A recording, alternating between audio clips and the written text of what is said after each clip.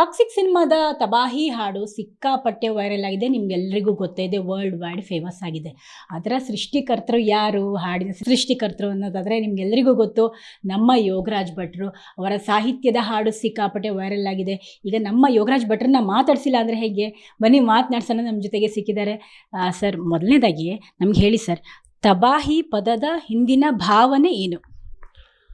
ತಬಾಹಿ ಅಂತ ನಾವು ನೇರವಾಗಿ ಟ್ರಾನ್ಸ್ಲೇಟ್ ಮಾಡಿದ್ರೆ, ತರ್ಜುಮೆ ಮಾಡಿದ್ರೆ, ಅದು ಕನ್ನಡದಲ್ಲಿ ವಿನಾಶ, ಸರ್ವನಾಶ, ಸತ್ಯನಾಶ ಅಂತ ಕರಿಬಹುದು, ಅದನ್ನ ಹೇಳ್ಬೋದು. ಅದು ತಬಾಹಿ ಅಂತಲೇ ಯಾಕೆ ಉಳ್ಕೊಳ್ತೀವಿ? ಎಲ್ಲ ಭಾಷೆಯಲ್ಲೂ ತಬಾಹಿ ಕಾಮನ್ ಆಗಿರಲಿ. ಈ ಹಾಡು ಹುಡ್ಕೋದು ಇವಾಗ ಮೊಬೈಲಲ್ಲಿ. ನಾವು ಮುಂಚೆ ಎಲ್ಲ ಟೇಪ್ ರಿಕಾರ್ಡ್ರಲ್ಲಿ ಕ್ಯಾಸೆಟ್ಗಳನ್ನ ಹಾಕಿ ನೋಡ್ತಿದ್ವಲ್ಲ, ಅಲ್ಲಿ ಇನ್ಲೇ ಕಾರ್ಡ್ ಮೇಲೆ ಬರೆದಿರೋರಲ್ಲ. ಹಾಗೆ ಇವಾಗ ಸರ್ಚ್ ಮಾಡಬೇಕು ಅಂದರೆ ತಬಾಹಿ ಅನ್ನೋದು ರಾಷ್ಟ್ರವ್ಯಾಪಿಯಾಗಿ ಇಡೀ ರಾಷ್ಟ್ರದಲ್ಲಿ ಎಲ್ಲ ಭಾಷೆಯವ್ರಿಗೂ ಕಾಮನ್ ಆಗಿ ಸಿಗಲಿ ಅಂತ ಒಂದು ಪದ ಬಿಟ್ಟಿದ್ದಾರೆ. ಅದು ಆ ತಂಡದ ತೀರ್ಮಾನ. ಹಾಗಾಗಿ ಹೋಗಿ ತಬಾಹಿ ಅನ್ನೋ ಪದ ಹಾಗೆ ಉಳ್ಕೊಂಡಿದೆ. ಎಲ್ಲ ಭಾಷೆಯಲ್ಲೂ ತಬಾಹಿ ಅಂತಲೇ ಇದೆ. ಓಕೆ, ನಂಗೆ ತುಂಬ ಇಂಟ್ರೆಸ್ಟಿಂಗ್ ಅಂತ ಅನಿಸೋದು, ಕುತೂಹಲ ಅಂತ ಅನಿಸೋದು ಸರ್, ಬ್ರೀಫಿಂಗ್ ಹೆಂಗೆ ನಡೀತು ಅಂತ. ಯಾಕಂದರೆ ನಿಮಗೆ ಸರ್ ಗೊತ್ತು, ಯೂಶ್ವಲಿ ನಿರ್ದೇಶಕರ ಜೊತೆಗೆ ಸಾಹಿತಿಗಳು, ಸಂಗೀತ ನಿರ್ದೇಶಕರು ಎಲ್ಲ ಕೂತ್ಕೊಂಡು ಮಾತಾಡಬೇಕಾದ್ರೆ ಅಲ್ಲೊಂದು ಅದ್ಭುತನೇ ಸೃಷ್ಟಿಯಾಗುತ್ತೆ ಅಂಥೇಳಿ. ಈ ಬ್ರೀಫಿಂಗ್ ಪರ್ಟಿಕ್ಯುಲರ್ ಆಗಿ, ಯಾಕಂದರೆ ನಿಮ್ಗೆ ಆಲ್ರೆಡಿ ಯಶ್ ಸರ್ ಗೊತ್ತಿರೋದ್ರಿಂದ ಅದೆಲ್ಲ ಹೆಂಗೆ ನಡೀತು ಅಂಥೇಳಿ ನಮಗೆ ಕುತೂಹಲ ಸರ್, ಹೇಳಿ. ಈ ಹಾಡು ಬರಿಬೇಕಾದ್ರೆ ಕವಿಗಳದ್ದು ಒಂದು ನಾಯಿಪಾಡು. ಈಗ ನೀವೇ ಒಂದು ಹಾಡು ಬರ್ಸೋಕ್ಕೆ ಬಂದ್ರಿ, ನೀವೇ ನಿರ್ದೇಶಕಿ, ನಿಮ್ಮ ಪಕ್ಕ ಒಬ್ಬರು ಸಂಗೀತಗಾರರಿದ್ದಾರೆ. ನೀವು ಹೇಳ್ತೀರಿ, ಹಿಂಗೊಂದು ಹುಡುಗ ಒಂದು ಹುಡುಗಿ ಬೀಚಲ್ಲಿ ಸರ್, ಲವ್ವು ಸರ್ ಅಂತ ಅಷ್ಟೇ ಹೇಳ್ತೀರಿ ನೀವು. ಅದಷ್ಟೇ ಹೇಳಿದರೆ ಸಾಲದಲ್ಲ. ಅದು ಬೀಚಲ್ಲಿ ಏನು ಮಾಡ್ತಾರೆ ಸರ್ ಹುಡುಗ ಹುಡುಗಿ ಅಂತ ಹೇಳ್ತೀರಿ ನೀವು. ಆದರೆ ಒಂದು ಸಂಗೀತ ನಿರ್ದೇಶಕ ಕೌಂಟ್ ಆಗ್ತಾನೆ ಅವಾಗ.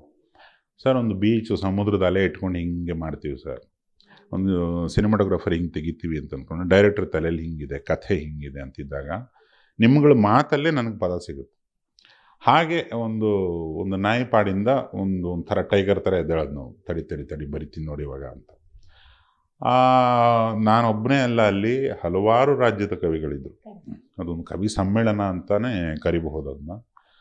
ಅಷ್ಟೂ ಜನ ಕವಿಗಳು ನಾ ಮುಂದು ನನ್ನ ಭಾಷೆಗೆ ಹಿಂಗೆ ಬರೆದ್ರೆ ಚೆನ್ನಾಗಿರುತ್ತೆ, ನಮ್ಮೂರಿಗೆ ಹಿಂಗೆ ಬರೆದ್ರೆ ಚೆನ್ನಾಗಿರುತ್ತೆ ಅನ್ನೋ ಥರದ್ದೆಲ್ಲ ಮೈಂಡ್ಗಳು ಸೇರಿಕೊಂಡು ಒಂದೇ ಕಡೆ ಗುಡ್ಡೆ ಹಾಕ್ಬಿಟ್ಟು ಒಬ್ಬ ಸಂಗೀತ ನಿರ್ದೇಶಕ, ಗೀತು ಮೋಹನ್ ದಾಸ್ ಅವರು ನಿರ್ದೇಶಕಿ, ನಾಯಕ ನಟ ಯಶು, ಎಲ್ಲರದ್ದು ಒಂದು ಸಭೆ ದಿನ ನಡೆಯೋದು ಒಂದು ಹಾಡಿನ ಬಗ್ಗೆ.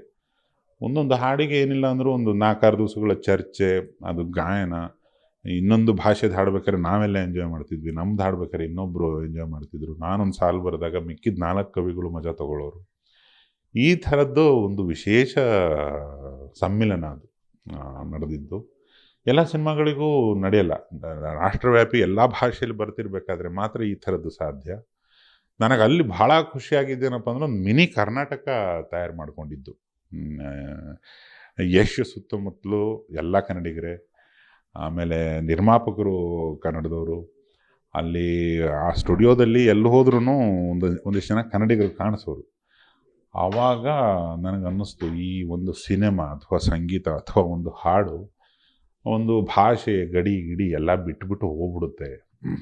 ಒಂದು ಹಠಕ್ಕೆ ಬಿದ್ದರೆ ಯಾರು ಎಲ್ಲಿಗೆ ಬೇಕಾದ್ರೂ ಹೋಗ್ಬೋದು ಅನ್ನೋದಕ್ಕೆ ಉದಾಹರಣೆ ಯಶು. ಅದಕ್ಕೆ ಎಲ್ಲ ಗಡಿ ದಾಟಿ ನೋಡೋಣ ಬಾ, ಅಲ್ಲಿಂದನೇ ಶುರು ಆಗಿದ್ದು. ನಾನು ಕನ್ನಡಿಗರನ್ನು ನೋಡೇನೆ ಶುರು ಆಗಿದ್ದು. ಒಂದು ಸಾಧಾರಣದ ಕೆಲಸ ಆಗಲ್ಲ ಅದು. ಒಂದು ಹಾಡಿಗೆ ಅಷ್ಟು ಜನ ಮೈಂಡ್ಗಳನ್ನು ಗುಡ್ಡೆ ಹಾಕಿ ಗುದ್ದಾಡೋದಿದೆಯಲ್ಲ. ಆಮೇಲೆ ವಿಶಾಲ್ ಮಿಶ್ರಾ ಅಷ್ಟೂ ಭಾಷೆಯ ಕವಿಗಳು ಬರೆದಿದ್ದನ್ನು ಅರ್ಥೈಸ್ಕೊಂಡು ಅಷ್ಟೂ ಭಾಷೆಯಲ್ಲಿ ಹಾಡಬೇಕಾತ. ಕಂಪೋಸ್ ಕೂಡ ಅವರೇ ಮಾಡಿರೋದು. ಅದೊಂದು ವಿಶೇಷ ಎನರ್ಜಿ. ಅದು ಪಿಚ್ ಅಂತ ಕರೀತಾರೆ. ಪಿಚ್ ಅಂದರೆ ಎಲ್ಲ ಮಿತಿ ಮೀರಿ, ಇದು ಕಮ್ಮಿನೇ, ಇದ್ರದ್ದೊಂದು 10 ಪಟ್ಟು ಜಾಸ್ತಿ ಪಿಚ್ಚಿಗೆ ಹಾಡಬೇಕು. ಈ ಮನೆಯಲ್ಲ, ಪಕ್ಕದ ಮನೆಯಲ್ಲ, ಅದ್ರ ಪಕ್ಕದ ಮನೆಯಲ್ಲ, ಅಲ್ಲೆಲ್ಲೋ ಮನೇಲಿ ಹಾಡ್ಬೇಕದನ್ನ. ಅಷ್ಟು ತಾಕತ್ತು ಬೇಕು ಅದಕ್ಕೆಲ್ಲ. ಅದೊಂದು ವಿಶೇಷ ಪ್ರತಿಭೆ ವಿಶಾಲ್ ಮಿಶ್ರಾ ಅನ್ನೋರು. ಎಲ್ಲರದ್ದು ಸೇರಿ ಒಂಚೂರು ಎಡವಟ್ಟಾದರೆ ಗುಂಪು ಗಲಭೆ ಆಗಿಬಿಡುತ್ತೆ. ಹಂಗಲ್ಲ, ಆ ಗುಂಪು ತುಂಬ ಸಹೃದಯತೆಯಿಂದ, ಸ್ನೇಹದಿಂದ ಕೆಲಸ ಮಾಡಿದಾಗ ಒಂದು ಅದ್ಭುತ ರಿಸಲ್ಟ್ ಬರುತ್ತೆ ಅನ್ನೋದಕ್ಕೆ ಈ ಟಾಕ್ಸಿಕ್ ತಬಾಹಿ ಹಾಡೇ ಒಂದು ಉದಾಹರಣೆ ಅಂತ ಅನ್ಬಹುದು.